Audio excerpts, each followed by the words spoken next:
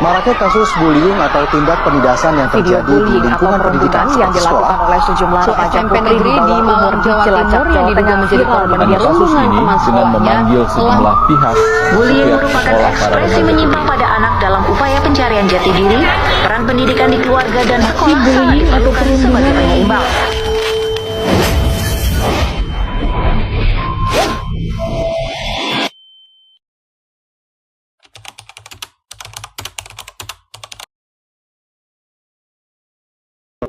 Assalamualaikum warahmatullahi wabarakatuh. Kami dari kelompok 7 Aspas Yaob Miletus dan beranggota saya Nezri Sani, saya Nora Aini, dan saya Nur Fibian Satika. saya Suhana. Kami mengangkat judul tentang bullying yang bertema dampak bullying terhadap prestasi siswa di sekolah. Selamat menyaksikan. Bullying itu sendiri adalah sebuah situasi di mana terjadinya penyalahgunaan kekuasaan individu atau kelompok. Nah, biasanya juga bullying ini biasa dilakukan oleh pihak yang punya kekuasaan, tapi bisa juga bullying itu diartikan sebagai perilaku yang berulang dari waktu ke waktu. Nah, melibatkan ketidakseimbangan kekuasaan antara kelompok maupun individu. Biasanya kelompok yang lebih kuat akan mendominasi atau menyerah gitu. Ciri-ciri bullying. Yang pertama, penarikan diri dari interaksi sosial, di mana seseorang mulai mengurangi atau menghindari interaksi dengan orang lain.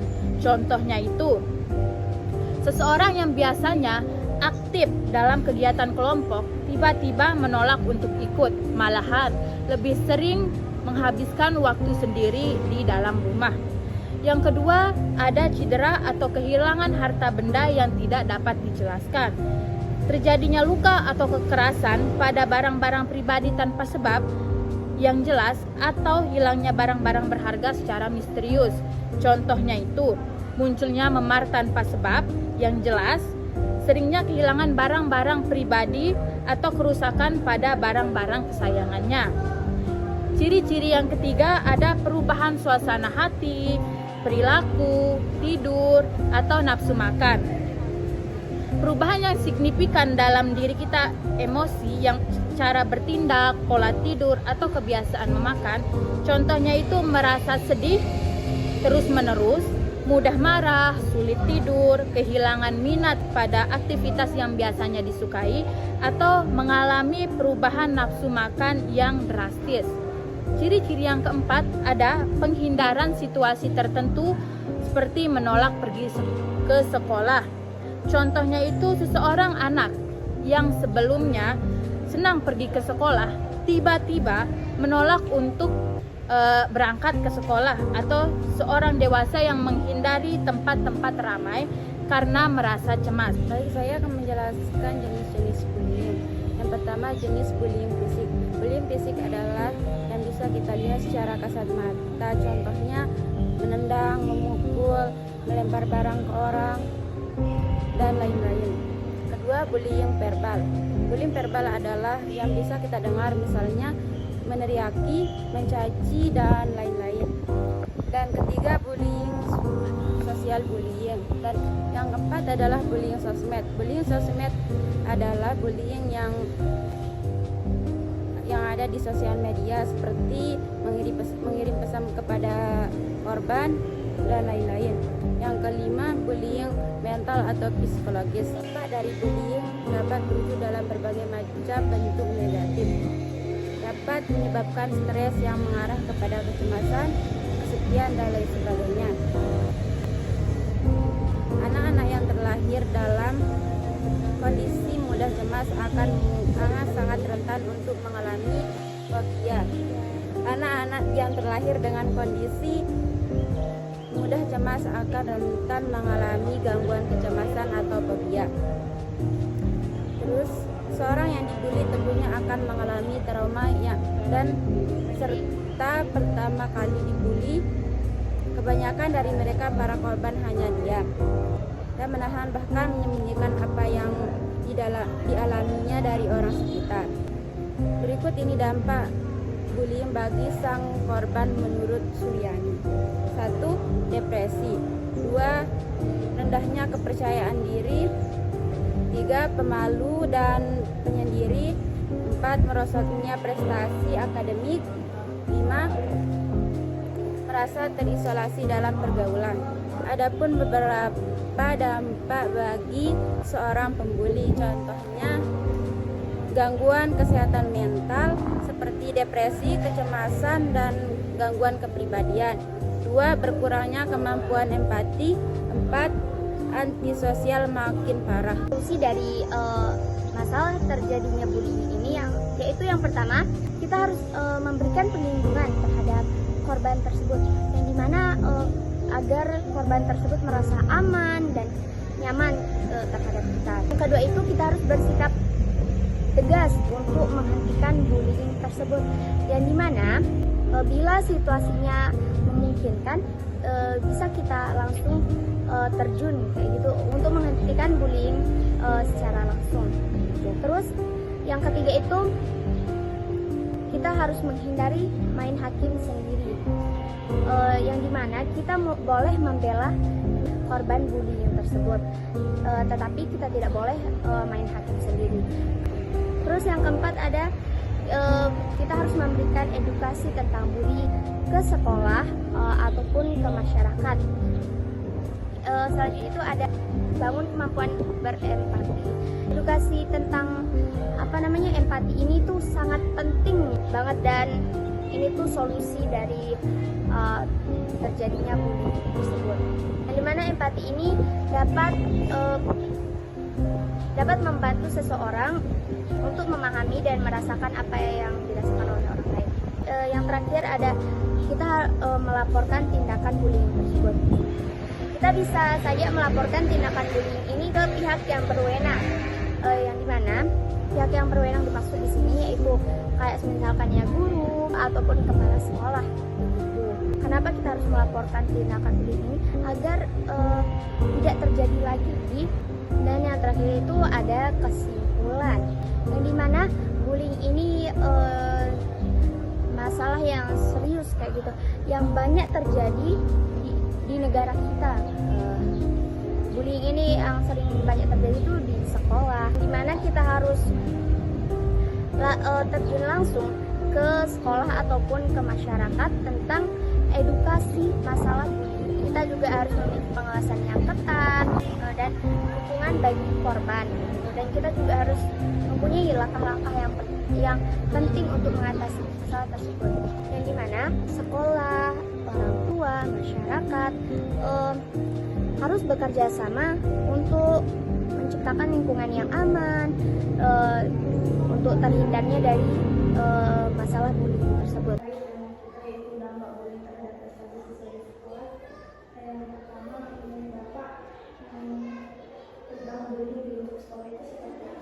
Ya, pertama tentang bullying ini bukan saja kita memandang dari pandangan sudut sekolah gitu ya, tapi jelas dari sudut agama sudah menjelaskan di dalam Al-Quran bahwa janganlah kalian mengolok-olok satu sama yang lainnya. Boleh jadi yang kamu olok-olok itu lebih baik daripada yang mengolok-olok. Nah, itu bahasa Al-Quran kan?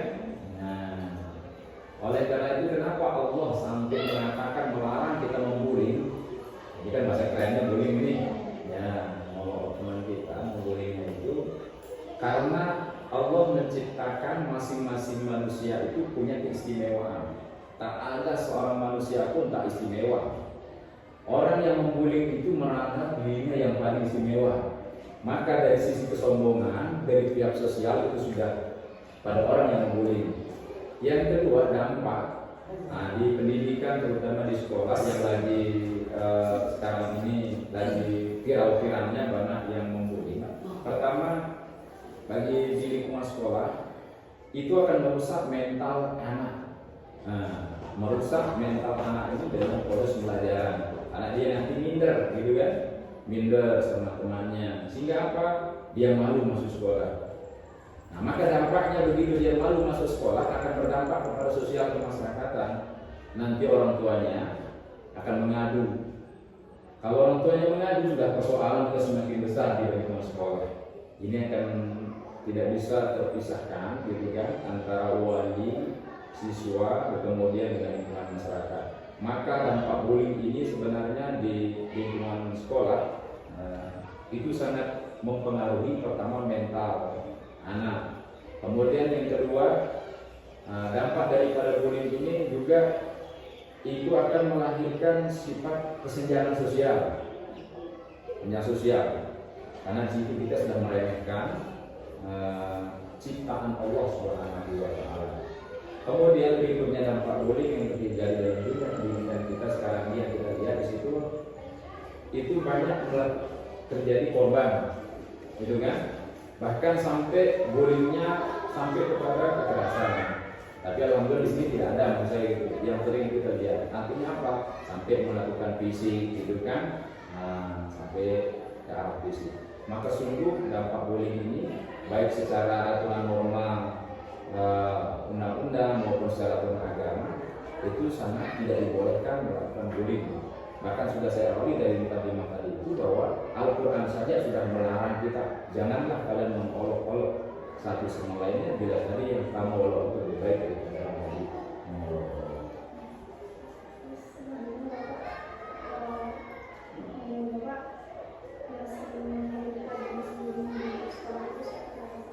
Ya, biasanya kan kalau ada sedikit anak ada kelainan mental.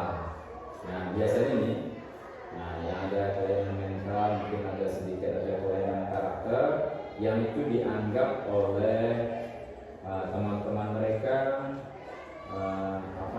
bodoh, gitu kan? Bodoh atau mungkin ada dia agak lugu, gitu kan? Jadi gampang dimain-mainkan. Yang biasanya yang agak sedikit kelainan mental itu yang biasa sering dibully, atau yang suka ada pendiam.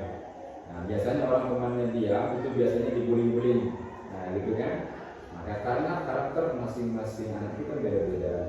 Tapi yang namanya ini anak-anak yang suka membully temannya itu sudah kita katakan tadi bahwa karena dia merasa bahwa dirinya itu lebih baik daripada temannya itu.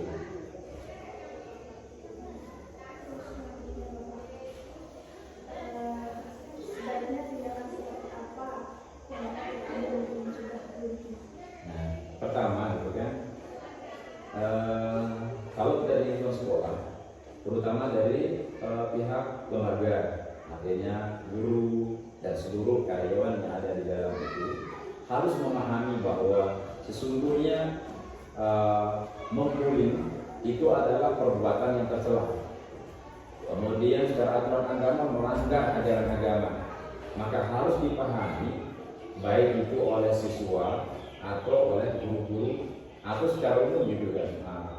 Di semua karyawan sebuah lembaga itu atau memperhatikan jangan sampai ada terjadi kasus pembulingan di lembaga atau di sekolah itu, karena itu seperti yang saya sampaikan tadi dampaknya sangat besar terhadap sosial kemasyarakatan, mental dan karakter daripada anak-anak yang belajar di situ akan lebih terganggu. Jadi solusinya pertama memberikan pemahaman kepada para tenaga pengajar untuk memberikan pemahaman kepada siswa-siswi dari semua jenjang itu bahwa tidak boleh membuli saudara-saudaranya. Jikapun ada ditemukan oleh seorang guru, oleh tenaga pendidik misalnya itu, maka langkahnya adalah melakukan sosialisasi dan memberikan pemahaman bahwa sesungguhnya itu adalah pekerjaan yang tidak benar. Dan jika itu terus dilakukan oleh seorang yang sedang dalam pendidikan, maka guru diberi kewajiban misalnya itu untuk melakukan tindakan khusus untuk bagaimana mencegah terjadinya perbulian di dalam dunia pendidikan, terutama di lingkungan sekolah.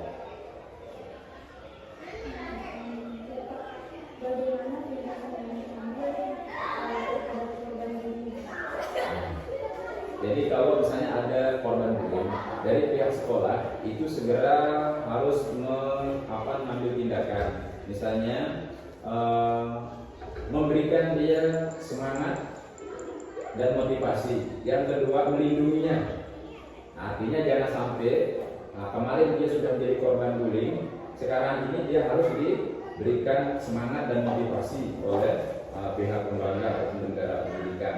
Kemudian yang kedua, tindakannya harus menghindarkan dari teman-teman yang sudah suka membullyingnya, hindarkan dulu supaya apa? Tidak terjadi lagi proses pembullyingan itu. Nah, tindakan yang berikutnya adalah kepada pihak yang melakukan pembullyingan. Nah, di situ pihak sekolah harus segera memberikan pemahaman tentang pekerjaan yang dilakukan itu tidak baik.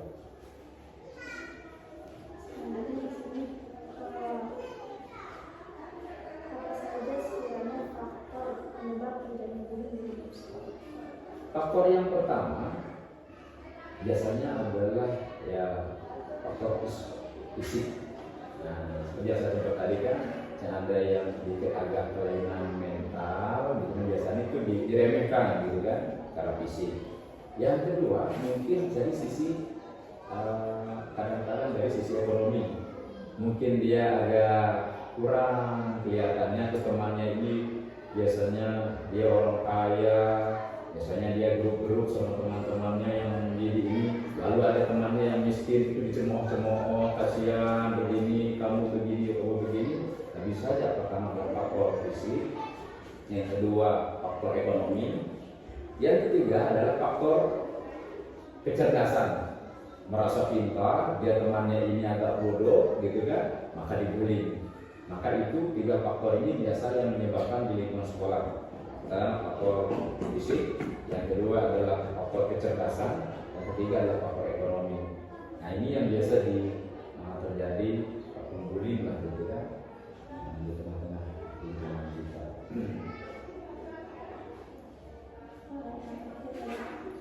Sekiranya apa kalau Pak dari upaya yang sudah dilakukan untuk diri agar suasana lembaga dan sekolah lebih seru?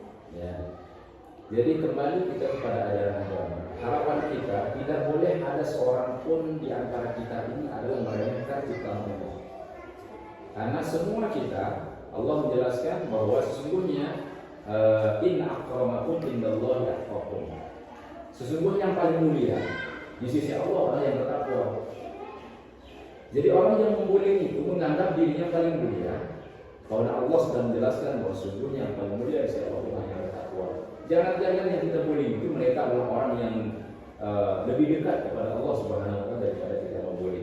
Maka harapan kita adalah supaya tidak terjadi pembullyingan di sekolah, kita sama-sama gitu kan, sebagai tenaga pendidik dan seluruh wali murid dan sebagainya yang stakeholder yang ada harus memberikan pemahaman kepada semua. Baik itu wali murid memberikan pemahaman kepada anaknya, tidak boleh membuli saudaranya. Guru menyampaikan tidak boleh membuli temannya. Kemudian pimpinan-pimpinan lembaga menyampaikan kepada guru-guru untuk memahami bahwa tidak boleh ada terjadi kasus bullying di dalam lingkungan lembaga sekolah ini. Sehingga kalau guru berperan, wali murid berperan, pimpinan-pimpinan lembaga berperan menyampaikan tentang bullying ini tidak baik dan bertentangan dengan ajaran agama, saya rasa kerjasama yang baik dengan semua stakeholder area ini akan terhindar dari kasus bullying. Jadi kebetulan kalian mengangkat tentang kasus bullying, maknanya kalian ini adalah tim pemberantas kasus bullying. Maka bekali diri kalian dengan hal-hal yang jangan sampai ada kelihatan di tengah-tengah lingkup masyarakat kita yang Anda temukan bahwa di situ adalah peran Anda sekarang ini membantu mensosialisasikan tentang kasus bullying. Ini pesan saya, anak ini basic yang Anda ambil. Maknanya apa? Bahwa Anda sekarang berkomitmen bahwa untuk memberantas kasus bullying. Setelah memahami kasus bullying ini adalah merupakan kasus yang berdampak sangat tidak baik dalam kehidupan sosial masyarakat kita. Lupa like, komen, dan subscribe.